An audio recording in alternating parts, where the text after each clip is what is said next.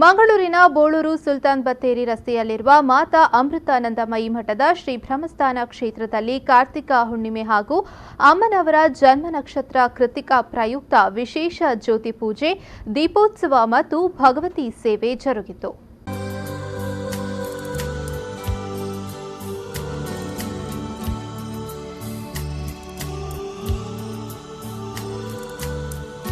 ಬ್ರಹ್ಮಚಾರಿ ರತೀಶ್ ಪೂಜಾರಿ ವಿಧಿವಿಧಾನಗಳನ್ನು ನೆರವೇರಿಸಿದ್ರು.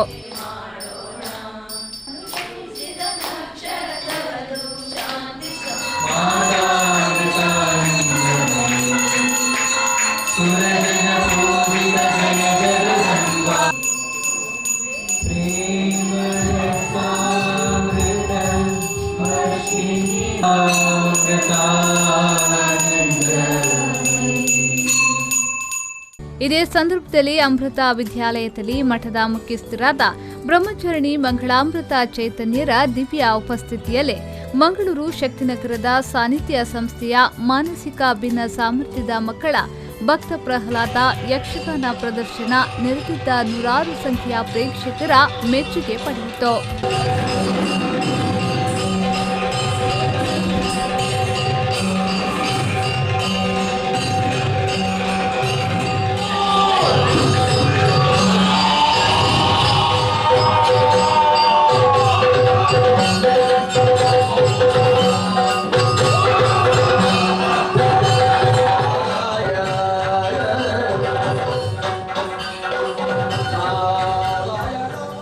ಈ ಸಂದರ್ಭ ಮಾಧವ ಸುವರ್ಣ ದಂಪತಿ, ಡಾಕ್ಟರ್ ಜೀವರಾಜ್ ದಂಪತಿ ಮತ್ತು ಮಂಜುನಾಥ್ ಭಂಡಾರಿ ದಂಪತಿಯವರು ಬ್ರಹ್ಮಚಾರಿಣಿ ಮಂಗಳಾಮೃತ ಚೈತನ್ಯರ ಆಶೀರ್ವಾದದೊಂದಿಗೆ ಸಾನ್ನಿಧ್ಯ ಸಂಸ್ಥೆಯ ಆಡಳಿತಾಧಿಕಾರಿ ಡಾಕ್ಟರ್ ವಸಂತ್ ಕುಮಾರ್ ಶೆಟ್ಟಿ ಮತ್ತು ಉಷಾ ಶೆಟ್ಟಿ ದಂಪತಿಯವರನ್ನ ಸನ್ಮಾನಿಸಿದ್ರು.